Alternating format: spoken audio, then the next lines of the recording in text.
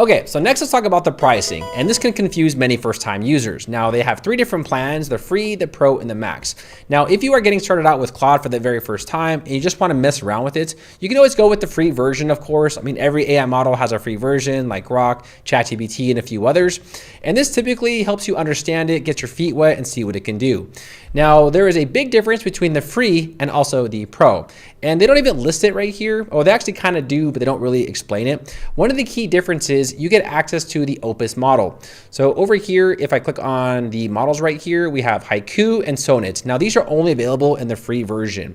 If you want to upgrade to the Opus, which is a much better model, this requires the pro version. And the last plan is the max plan, and I'm personally on this plan, but all this really does is make the model faster, and you get priority access at traffic times, because sometimes the API may be limited in rare conditions, not all the time, but it can happen. So the max plan, you can bypass that. So if you are starting with Claude for the first time, I definitely recommend to go with the pro version. You got to invest just a little bit to see what the AI can give, and the Opus model is actually quite useful.